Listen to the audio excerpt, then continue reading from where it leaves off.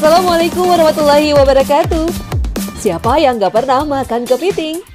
Hewan bercapit dan bercangkang yang memiliki daging sedikit, namun rasanya sangat maknyus di lidah. Kepiting memang salah satu jenis seafood yang paling juara di antara jenis-jenis seafood lainnya.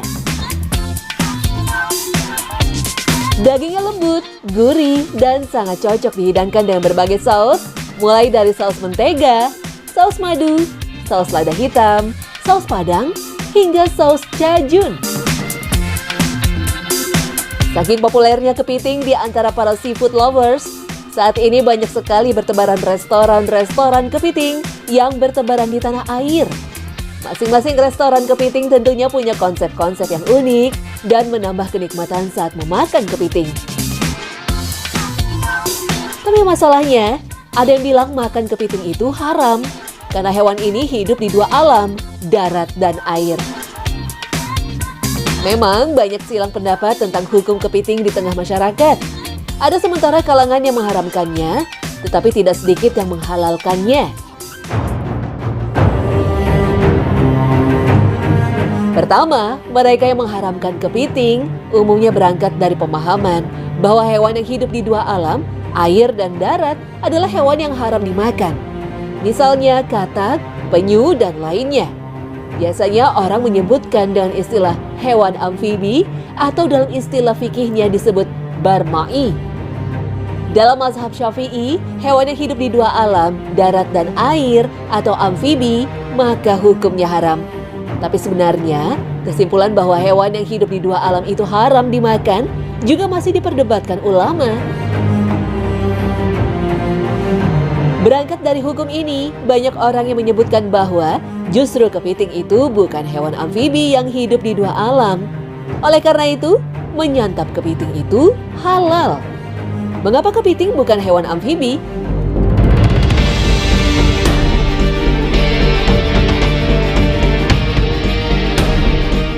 Hal ini dikemukakan oleh banyak pakar di bidang perkepitingan. Umumnya mereka memastikan bahwa kepiting bukan hewan amfibi seperti katak.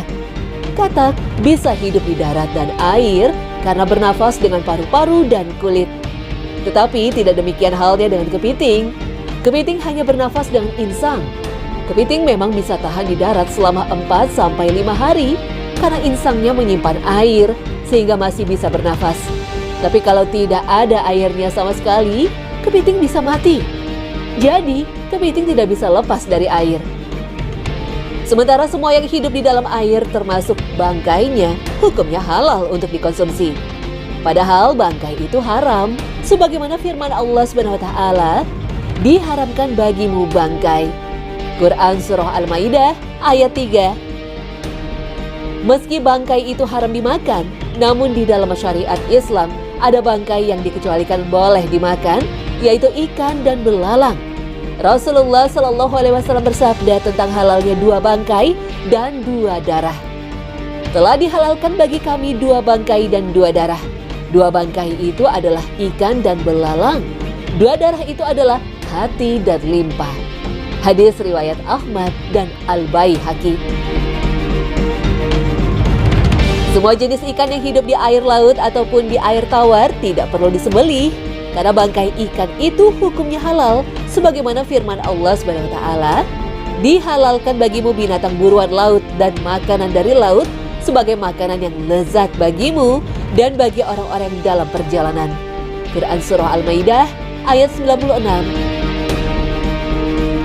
Mengomentari ayat ini, para sahabat Nabi Shallallahu Alaihi Wasallam seperti Abu Bakar, Ibnu Abbas, dan lainnya ridwanullahi alaihim berkata, yang dimaksud dengan binatang buruan laut adalah semua hewan yang ditangkap di laut.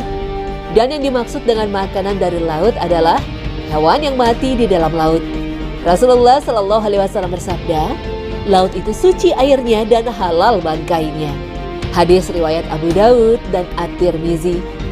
Dengan demikian, karena kepiting itu hidupnya lebih tergantung pada air, maka ia termasuk binatang air yang halal dikonsumsi. Wallahu a'lam.